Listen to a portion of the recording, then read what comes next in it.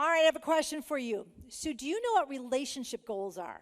Is anybody in here, if you know an idea what relationship goals, have you heard that term, just kind of wave your hand. Some of you have heard it. It's kind of it's a word for, younger people know what it is. You use it on social media, right? So relationship goals is an admirable relationship. Like there's a relationship that you admire, you want to be like. And you can use it as a hashtag when you see something you think, ooh, I want that. So let me give you an example. Supposedly you're looking at Facebook and you see a post and there's some couple, some loving couples at an apple orchard in the middle of the fall picking apples together, and you might use the hashtag relationship goals because you think someday I would like to be with someone I love picking apples at an apple orchard. See what I'm saying, what it is? So it's something you admire. And so one of the things we're going to be talking about over the next couple weeks is relationship goals. But we're going to talk about a real specific relationship, and you're not going to really expect it, what our relationship's going to be.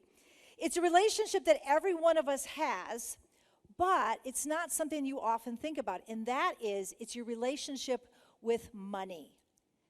Now, some of you are thinking, I'm feeling kind of confused. I don't have a relationship with my money. But the reality is we all actually have a relationship with our money. Some people are very connected to their money, and some people intentionally never think about their money. That's two examples of two different types of relationships. So whether you like it or not, you do have a relationship with your money. All right, so let's think about it.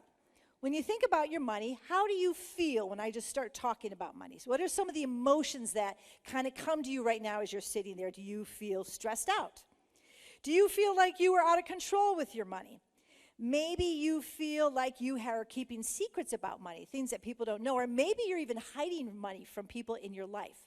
Maybe you're super embarrassed about how in debt you are, or maybe you feel really proud with the way you've managed your money.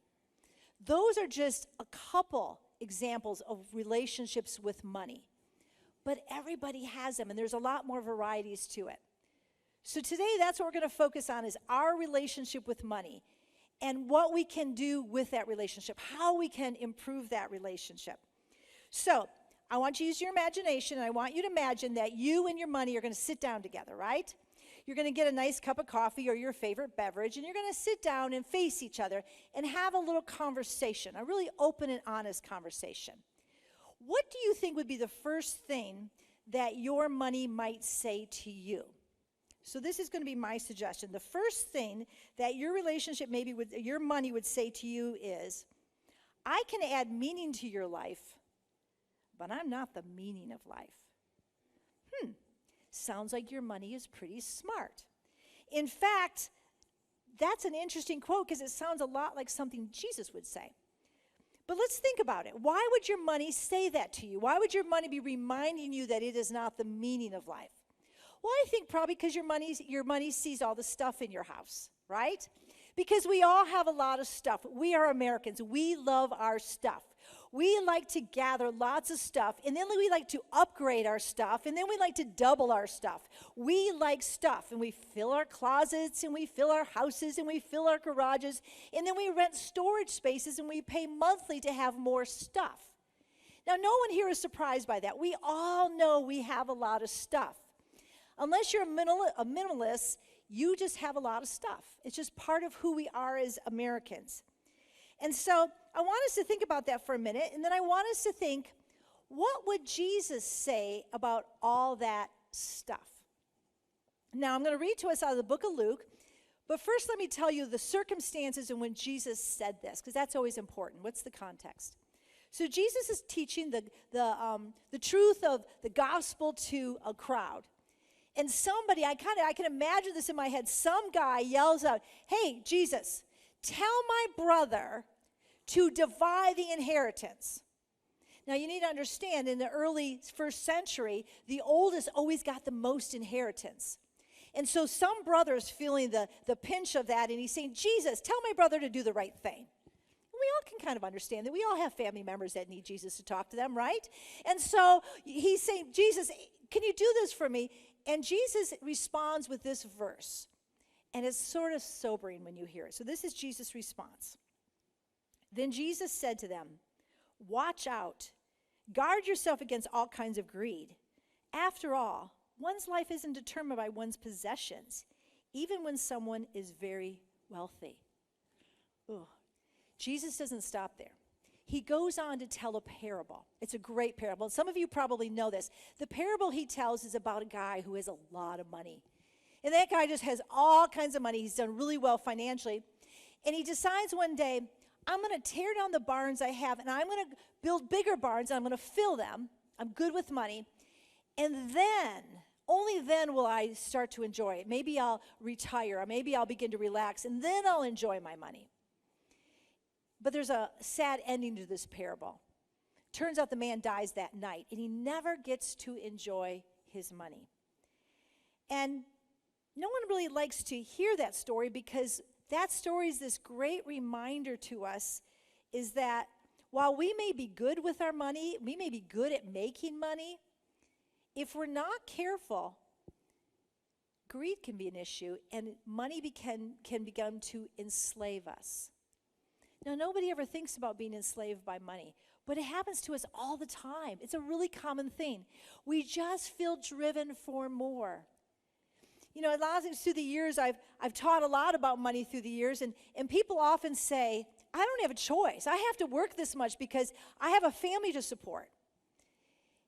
But if we were really honest, and I'm including myself in this, are we working to support ourselves, or are we working to support a particular lifestyle? Let's be really honest. How much money do we actually need? And is greed ever an issue? Greed is such a harsh word. I mean, I never want to say, oh yeah, I struggle with greed. Who says that? Nobody. You feel shame about that.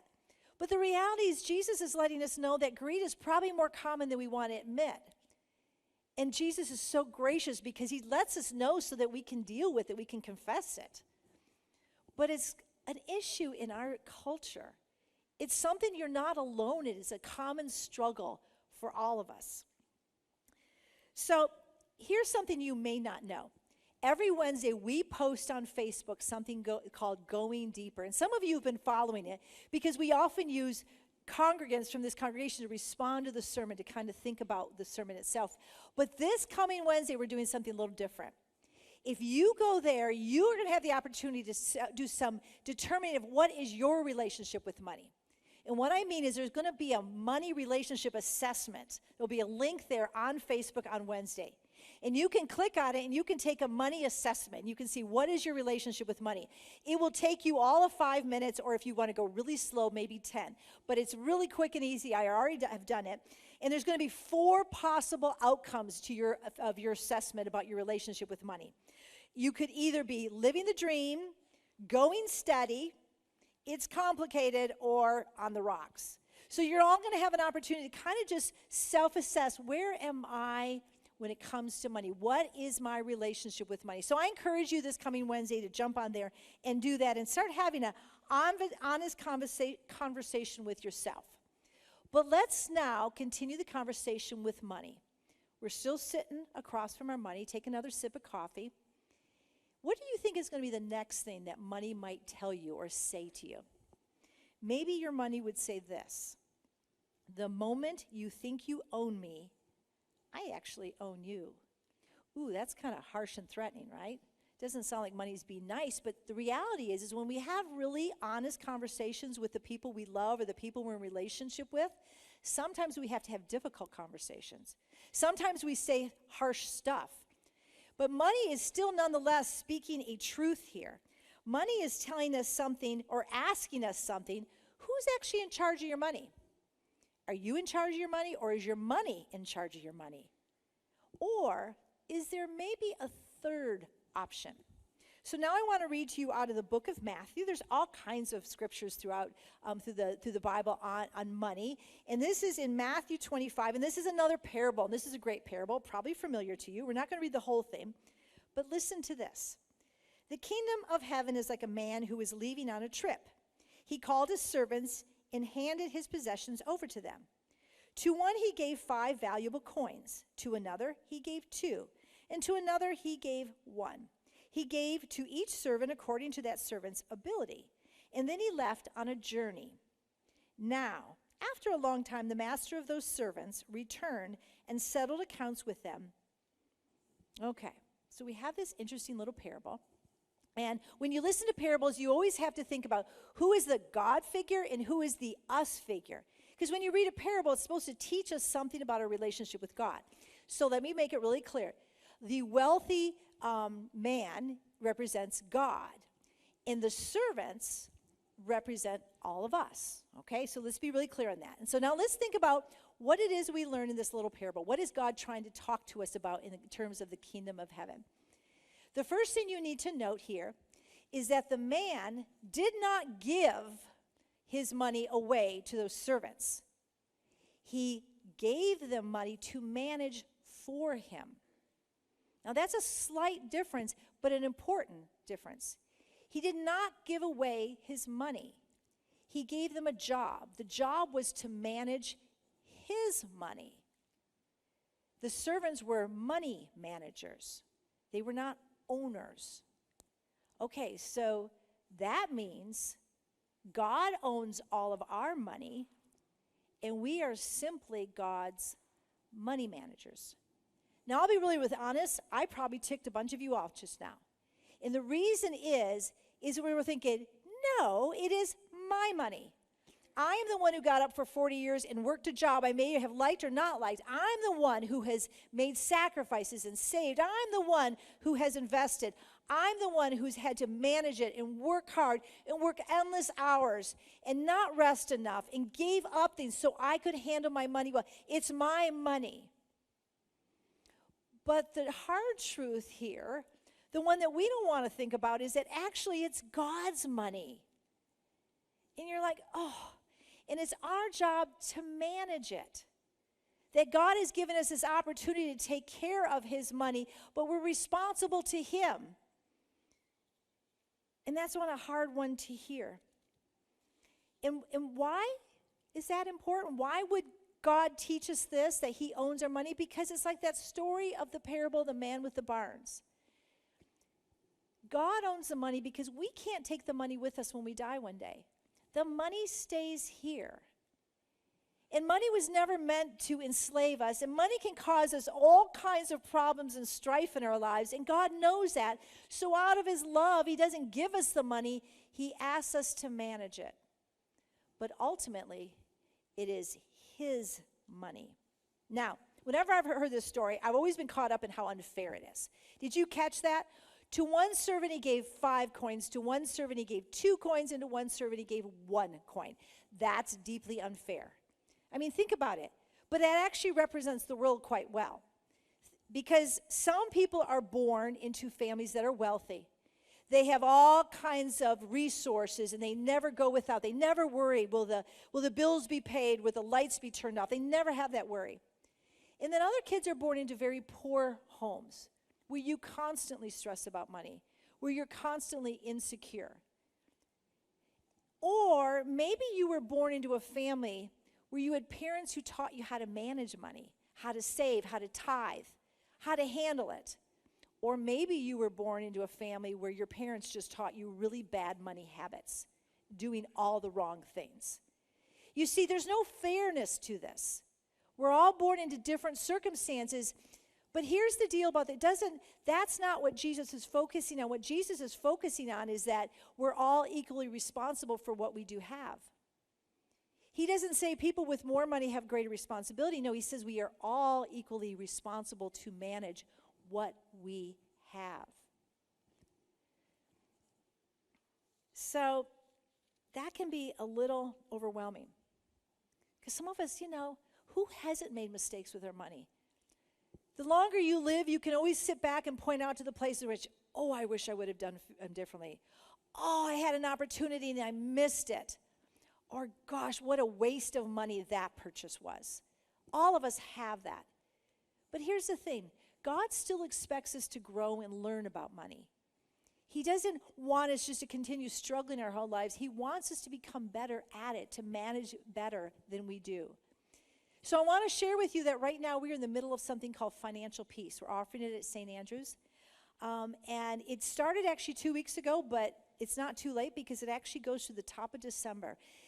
Financial Peace is the class that Dave Ramsey teaches, and we offer it here, and it really would be a blessing to you. If you've always wanted some help with your money, there's a big class already, but you can jump on and join that. And just go to our website, and you can still register for it and become a part of that class, because all of us have something we can learn and be better at with money. Gary and I have both taken that course years ago. I have never forgotten certain principles. Everybody needs some extra help. They just absolutely do. Okay, so let's go back to one part of the parable that I didn't read. It's a little bit of the background about that guy who only got one coin. You see, his story is a little bit sad, because when the master comes back, he had a problem with fear. And so he ended up losing the only coin he had. He had one coin and he lost it. And I want to give you a modern understanding of that, because again, sometimes we all get caught up in the unfairness of it all, but it's partly because we don't really understand the parable. So here's Jane's modern interpretation of what happened to that guy with just one coin. So imagine that you decide you want to hire a financial planner, right? A financial planner is a good thing to have because it helps you make decisions. They have more understanding of finances and markets than you do. And so you go to somebody and you let them invest your portfolio. And so time passes and you hear the market is doing really well and you're thinking, whoa, I wonder how much money I've made. I'm kind of excited. And you give them a call and you say, hey, how are my finances doing? And the financial planner says, well, here's the deal. Money kind of stresses me out. I really don't like to think about it. But don't worry, because I took all of your money and I buried it in my backyard. So not to worry, it is safely in my garden. So don't you worry, you still have exactly what you had when you gave it to me. Now what would you do? Well, first, you'd have to think this through to make sure you got your money. But first you'd fire him. Then you'd ask for his address, because I wouldn't trust him to go dig it up. I'd be digging it up. And then you'd probably hire a lawyer, right? This guy robbed you of any increase. This addresses a different issue we often have when it comes to money. It's the issue of fear. And fear is actually a very common thing to struggle with when it comes to money. We're afraid. We don't know what tomorrow holds. We don't know how our investment's going to do, or what we've learned in life is that things pop up all the time. We knew of people who lost a lot of money. There's a lot to be afraid of. But part of this scripture is teaching us is that God is saying, with whatever you have, manage it wisely, but don't be motivated by fear. Fear can't be the thing that is what is managing your money. That'll never be the thing that will prosper you. So let's do a really quick review. The first thing is that our money can bring meaning, but it is not the meaning of life. Remember I referenced relationship goals? I've got a relationship goal when it comes to my relationship with money. I have not achieved this. I've never even come close. I never even shared this with Gary, but this was something that I heard as a kid. My parents were in a Bible study or a small group for 40 years. And so you knew really intimate stuff about each other. And there was one couple that my parents told me about how they managed their money. And it left an impression. They were middle class. They both worked. They were raising kids. Lives are busy. And they were very open that they get their paychecks, and the first thing they do, they would pay their 10%, their tithe. And then they would put some money in savings. And then they did one more interesting thing. They had a special account, and they would take some money out of every paycheck, and they'd stick it in that special account. That special account was the helping account. It was simply there to help people in need. Can you believe that? Like, talk about meaning to your life. Every paycheck, they were thinking that we're going to need to help someone, so they would put some in their special helping account. That's a relationship goal right there. I mean, that's really the kind of life we want to live, and that's the kind of meaning we want to have when it comes to our finances. Also, we need to walk away with the fact that we don't own our money. In fact, this is your challenge for the week. Think about it. If we don't own our money, if we're just money managers, that means we need to be talking to God about our money. When was the last time you talked to God about your money? We tend to make all the decisions on our own, like, why would I talk to God? I know how much money I have. I'm going to do this, I'm going to do this. And that's great, except the reality is that God might want to say something to you. God might want to help you. God might want to inspire you. God might want you to do differently. And so your challenge this week is to start talking to God about your finances. It might be a conversation where you say, God, I need to get them straightened out. Or maybe it's a conversation of just, God, thank you for blessing me. Or maybe it's a conversation of, God, how do you want me to manage my money? And where do you want me to give? I don't know what that conversation is. That's between you and God. But that's the conversation I challenge you to all have this week. So in addition to going deeper and taking that assessment, start talking to God. You see, God orders a very particular world. In this world, he gives us the gift of life and the gift of grace so we can manage through this world well. But he also gives us money to manage. And what God wants for you is to also excel at that. So receive his grace. Start that conversation. And trust that God wants the very best for all of us.